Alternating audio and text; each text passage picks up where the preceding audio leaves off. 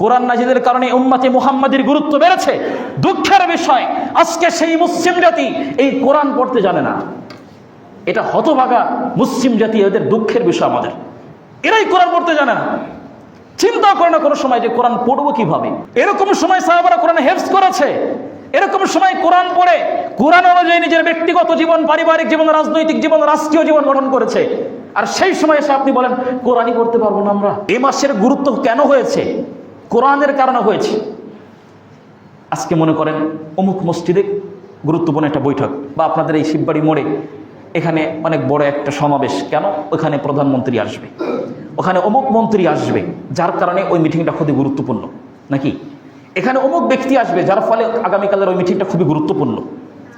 ওই ব্যক্তি আসবে, ওখানে গুরুত্বপূর্ণ। আল্লাহ এরকমটা বলছেন যে সিয়ামের গুরুত্ব কেন হয়েছে? কারণ ওখানে কোরআন নাজিল করা হয়েছে। সুবহানাল্লাহ। চিন্তা করছেন কোনো সময় সিয়ামের গুরুত্ব কেন হয়েছে? কারণ কোরআন নাজিল হয়েছে। সিয়ামের এত গুরুত্ব, এত ফজিলত, কারণ একটাই, আল্লাহ বলে দিয়েছেন শাহরু রমাদান, রমজান তো সেই মাস। কোন মাস? আল্লাযী উনজিলা ফীহিল কুরআন, যে মাসে আল্লাহ কোরআন নাজিল করেছেন। সুবহানাল্লাহ। রমজানের এত গুরুত্ব, এত ফজিলত শুধুমাত্র কোরআন নাজিলের কারণে। রমাদান মাসে একটা রাত আছে লাইলাতুল কদর, মিন আলফি শাহর, হাজার মাস থেকে উত্তম রজনী। এই মাসের এত গুরুত্ব, মানে এই রাতের এত গুরুত্ব, এত ফজিলত কেন? কারণ ওই রাতে কোরআন নাজিল হয়েছে। সুবহানাল্লাহ। ওই রাতে কি হয়েছে? কোরআন নাজিল হয়েছে। তো রমজানের এত গুরুত্ব কেন হলো? রমজানে কোরআন নাজিল হয়েছে, তাই রমজানের গুরুত্ব বেড়েছে। রমজানে লাইলাতুল কদর রাতের গুরুত্ব অপরিসীম, কেন হলো? কারণ লাইলাতুল কদরে কোরআন নাজিল হয়েছে। উম্মতে মুহাম্মাদি সর্বশ্রেষ্ঠ নবীদের মধ্যে সর্বশ্রেষ্ঠ নবী রাসূল হচ্ছেন মুহাম্মদ রাসূলুল্লাহ সাল্লাল্লাহু আলাইহি ওয়াসাল্লাম। কেন সর্বশ্রেষ্ঠ বলেন? কেন সর্বশ্রেষ্ঠ বলেন? কারণ তার উপরে কোরআন নাজিল হয়েছে। আমরা উম্মতে মুহাম্মাদি শ্রেষ্ঠ জাতি কেন হলাম? আমাদের নবীর উপরে কোরআন নাজিল হয়েছে। তো কোরআন নাজিলের কারণে রমজানের গুরুত্ব বেড়েছে, কোরআন নাজিলের কারণে লাইলাতুল গুরুত্ব বেড়েছে, কোরআন নাজিলের কারণে উম্মতে মুহাম্মাদির গুরুত্ব বেড়েছে। দুঃখের বিষয় আজকে সেই মুসলিম জাতি এই কোরআন পড়তে জানে না। এটা হতভাগা মুসলিম জাতি, এদের দুঃখের বিষয়। আমাদের এরাই কোরআন পড়তে জানে না, চিন্তা করে না কোনো সময় যে কোরআন পড়বো কিভাবে। আবার অনেকের মেন্টালিটি তৈরি হচ্ছে কি, বয়স তো 70 বা 60 40 হয়ে গিয়েছে, এখন কি আমাদের কোরআন পড়ার সময়? এখন নাতিপুতিরা কোরআন পড়বে নাকি? বয়স 40 হয়েছে, বয়স 35 50 হয়ে গিয়েছে, এখন কি কোরআন আমাদের পড়ার সময় নাকি? কোরআন তো নাতিপুতি যারা তারা পড়বে, তাদেরকে মাদ্রাসায় ভর্তি করে দিয়েছে। এটা বিশ্বাস করা যায় না, এই সমস্ত কথা বলা। আপনি মুসলিম হিসাবে কোরআন পড়তে জানেন না, তো কিসের মুসলিম আপনি? শত শত সার্টিফিকেট পড়ে থাকলো, ওটা কি যায় আসে যায় বলেন? কি যায় আসে যায় ওই সার্টিফিকেট দিয়ে? আল্লাহু আকবার। যেখানে কোরআন সর্বপ্রথম বয়স্ক ব্যক্তিদের উপরে নাজিল করা হয়েছে নাকি? সর্বপ্রথম কি 10 বছরের যুবক কোরআন তেলাওয়াত করছিল? 15 বছরের যুবক, 20 বছরের যুবক? তো কারা নাজিল করছিল? কাদের উপর আল্লাহ নাজিল করছিলেন? আল্লাহ রাসূল নবুয়ত পেয়েছিলেন কত বয়সে? 40 বছর বয়সে। আপনি তো 40 বছর বয়সে গিয়ে বলেন এখন কোরআন পড়তে পারি না, আমি এখন কোরআন পড়তে পারি না। আর আল্লাহ রাসূলের উপরে 40 বছর বয়স হলে কোরআন নাজিল করলেন। 40 বছর বয়সে কোরআন নাজিল করলেন। আবু বকর সিদ্দিক, ওমর ফারুক 2 3 5 বছর আগ পাস। তো এরকম সময় তারা কোরআন পড়েছে, এরকম সময় সাহাবারা কোরআন হেফজ করেছে, এরকম সময় কোরআন পড়ে কোরআন অনুযায়ী নিজের ব্যক্তিগত জীবন, পারিবারিক জীবন, রাজনৈতিক জীবন, রাষ্ট্রীয় জীবন গঠন করেছে। আর সেই সময় এসে আপনি বলেন কোরআনই পড়তে পারবো না আমরা। তা আপনি মুসলিম হতভাগা হবেন না তো কি হবে বলেন?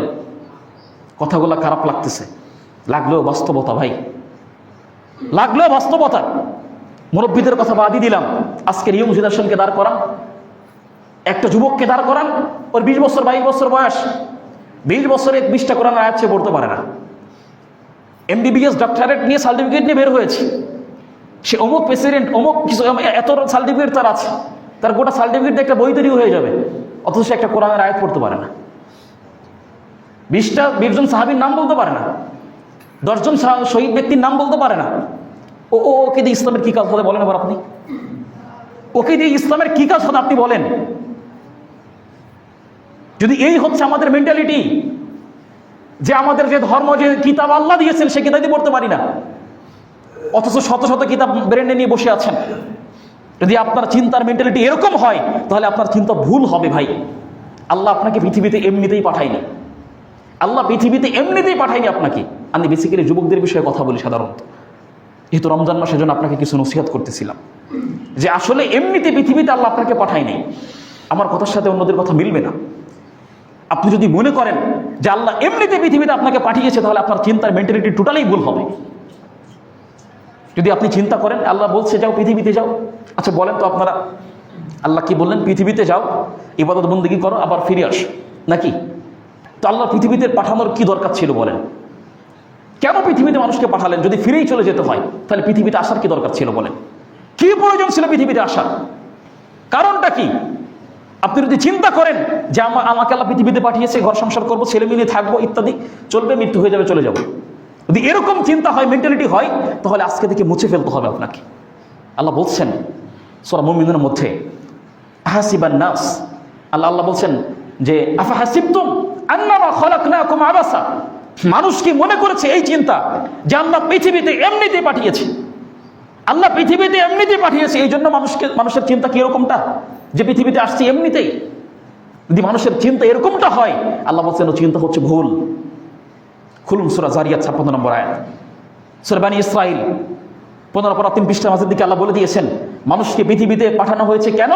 ওয়াকাদা রাব্বুকা আল্লা তা'বুদু ইল্লা ইয়্যাহ, সূরা জারিয়াত 56 নম্বর আয়াত 27 পারা 2 পৃষ্ঠার মাঝের দিকে আল্লাহ বলছেন ওয়ামা খালাকতুল জিন্না ওয়াল ইনসা ইল্লা লিয়াবুদুন, পৃথিবীতে মানুষকে পাঠানো হয়েছে শুধুমাত্র একমাত্র আল্লাহর তাওহীদ উলুহিয়াকে বাস্তবায়ন করার জন্য, একমাত্র আল্লাহর গোলামি করার জন্য, দাসত্ব করার জন্য পৃথিবীতে মানুষকে পাঠানো হয়েছে। এখন আপনি যুবক যদি চিন্তা করেন, সুবহানাল্লাহ, এই আয়াতের ব্যাখ্যা ইবনে কাসির কি বলছেন? আশ্চর্য হয়ে যেতে হয়। এই আয়াতের ব্যাখ্যা ইবনে কাসির বলছেন, সূরা জারিয়াত 56 নম্বর আয়াতের ব্যাখ্যা ইবনে কাসির উল্লেখ করেছেন, ইবনে আব্বাস রাদিয়াল্লাহু তাআলা আনহু বলছেন ওয়ামা খালাকতুল জিন্না ওয়াল ইনসা ইল্লা লিয়াবুদুন, এই আয়াতকে তিনি টান দিয়ে বলছেন ওয়ামা খালাকতুল জিন্না ওয়াল ইনসা ইল্লা লিওয়াহিদুন, পৃথিবীর মানুষ শুনে রাখো, তোমাকে আল্লাহ পৃথিবীতে কেন পাঠিয়েছে? ইল্লা লিওয়াহিদুন, তাওহীদকে প্রতিষ্ঠার জন্য, আল্লাহর একত্ববাদের প্রতিষ্ঠার জন্য, কোরআনের আইনকে বাস্তবায়ন করার জন্য তোমাকে পৃথিবীতে পাঠানো হয়েছে। সেই কোরআনই তুমি পড়তে পারো না, তোমার মতো হতভাগা মুসলিম যুবককে ডাস্টবিনে ফেলতে হবে, তোমার কোনো মূল্যই নাই। শত শত সার্টিফিকেট তোমার থাকবে, ওতে কোনো যাই আসে না তোমার। তুমি চিন্তা নিও না, আল্লাহ তোমাকে এমনিতে পৃথিবীতে পাঠায়নি। আপনার কি চিন্তা হয়, কি মেন্টালিটি তৈরি হয়? সালাত পড়ার জন্য পৃথিবীতে আল্লাহ মানুষকে পাঠাইছে, তাসবিহ দানা টিপার জন্য পৃথিবীতে মানুষকে পাঠানো হয়েছে, মসজিদের মধ্যে বসে বসে ঠুকঠুক করে ইবাদত করবেন এজন্য পৃথিবীতে মানুষকে পাঠিয়েছে, এজন্য পৃথিবীতে পাঠায়নি আপনাকে। প্রত্যেকটা নবী রাসূলকে আল্লাহ পৃথিবীতে কেন পাঠিয়েছেন? কোরআনের একাধিক আয়াত বলছেন হুয়াল্লাযী আরসালা রাসূলাহু বিল হুদা ওয়া দীনিল হক লিইয়ুযহিরাহু আলা দ্বীনি কুল্লিহি, প্রত্যেকটা ধর্মের উপরে ইসলাম যে সর্বশ্রেষ্ঠ এটা প্রমাণ করার জন্য নবী এবং রাসূলকে পৃথিবীতে পাঠানো হয়েছে। এটা প্রমাণ করার জন্য নবী রাসূলকে পৃথিবীতে পাঠানো হয়েছে। আপনি কি চিন্তা করেন? আপনার এই সালাত পড়ার জন্য অনেক আগে থেকেই আল্লাহর ফেরেশতারা বাধা প্রদান করেছিল না? যখন পৃথিবীতে আল্লাহ মানুষ জাতিকে সৃষ্টি করার ইচ্ছা পোষণ করলেন, যখন আল্লাহ পাক রব্বুল আলামিন চিন্তা করলেন, যখন পৃথিবীতে আল্লাহ এবং আদম ছাড়া কেউ, আল্লাহ এবং ফেরেশতারা ছাড়া কেউ ছিল না, তখন আল্লাহ চিন্তা করলেন পৃথিবীতে জমিনে মানুষ বা খলিফা নিযুক্ত করতে চাচ্ছিলাম। তখন আল্লাহ কি করলেন? সবাই জানেন আয়াত। আল্লাহ ফেরেশতাদেরকে ডাক দিয়ে বললেন ওয়াইজ ক্বালা রাব্বুকা লিল মালাইকা, ফেরেশতারা শোনো, ইন্নী জাইলুন ফিল আরদি খলিফা, আমি জমিনে খলিফা নিযুক্ত করতে চাচ্ছি।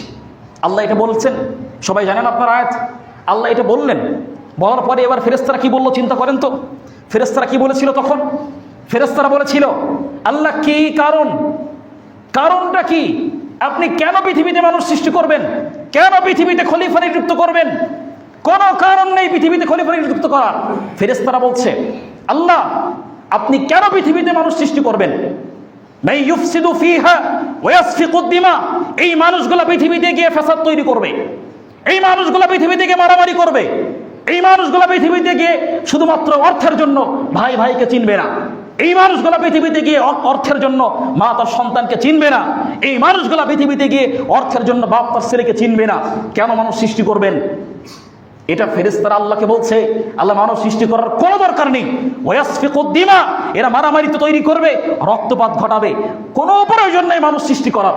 এবার ফেরেশতারা বলছে আল্লাহ আপনি মানুষকে সৃষ্টি করিয়েন না, এই মানুষগুলা পৃথিবী থেকে মারামারি করবে, এই মানুষগুলা পৃথিবী থেকে রক্তপাত ঘটাবে, তাহলে কি আপনি রব হিসাবে, আপনি আল্লাহ হিসাবে, আপনি প্রভু হিসাবে ওয়া নাহনু নুসাব্বিহু বিহামদিক ওয়া নুকদ্দিসু লাক, আপনি রব হিসাবে আপনার প্রশংসা, আপনার তাসবিহ, আপনার তাহলিল, আপনার সালাত, আপনার সিয়াম, যত রকমের বন্দেগী, এগুলো করার জন্য আমরা ফেরেশতারা আছি, অতএব মানুষ সৃষ্টি করার কোনো দরকারই নেই।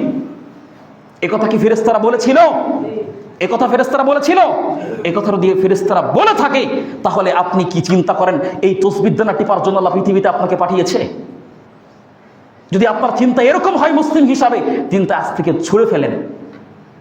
এই তাসবিহ দানা টিপার জন্য পৃথিবীতে মানুষকে পাঠানো হয় নাই, কারণ এটা ফেরেশতারা আগেতেই শর্ত দিয়ে দিয়েছে যে আল্লাহ এই প্রশংসা করার জন্য, এই তাসবিহ তাহলিল করার জন্য আমরা ফেরেশতারা আছি, মানুষকে সৃষ্টি করার কোনো দরকার নেই।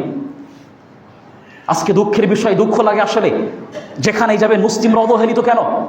যেখানেই যাবে মুসলিমরা কেন আজকে অবহেলিত হচ্ছে? পশ্চিম সভ্যতা মুসলিম জাতিকে ধ্বংস করে দিচ্ছে, যুবকদেরকে ধ্বংস করে দিচ্ছে। এই যুবকগুলো এখন বুঝতে পারছে না, ইহুদি খ্রিস্টানের চালা এখন বুঝতে পারছে না। আজকে একটা যুবককে দাঁড় করান, দাঁড়িয়ে জিজ্ঞেস করেন ওর জীবনের লক্ষ্য, টার্গেট, উদ্দেশ্য কি?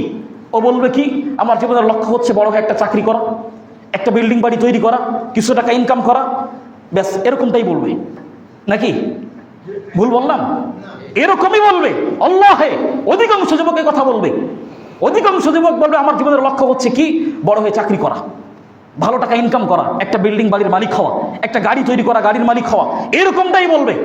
ইল্লা মাশাআল্লাহ, খুবই কম যারা বলবে আমার জীবনের লক্ষ্য হচ্ছে ইসলামকে প্রতিষ্ঠা করা, আমার জীবনের লক্ষ্য হচ্ছে জান্নাত কামানো, আমার জীবনের লক্ষ্য হচ্ছে আল্লাহকে সন্তুষ্ট করা।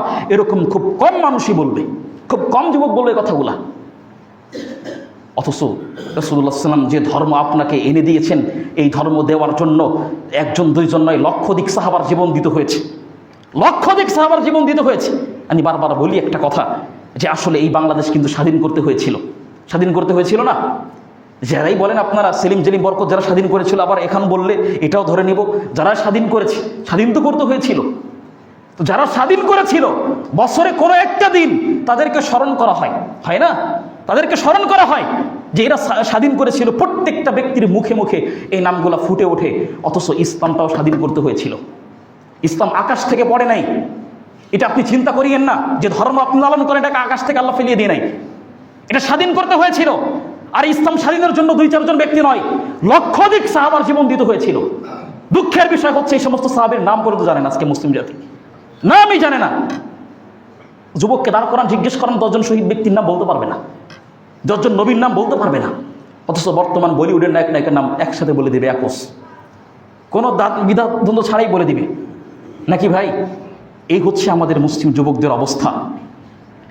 যদি এরকম যুবক অবস্থা থাকে, তাহলে আল্লাহ আলাম ভবিষ্যতে কি হবে আল্লাহই ভালো জানে। একটা জিনিস মনে রাখবেন সবসময়, যে ইসলাম ঠিকই বিজয় হয়ে যাবে, ইসলাম ঠিকই বিজয় হয়ে যাবে, তবে আপনাকে নিয়ে বা ছাড়া।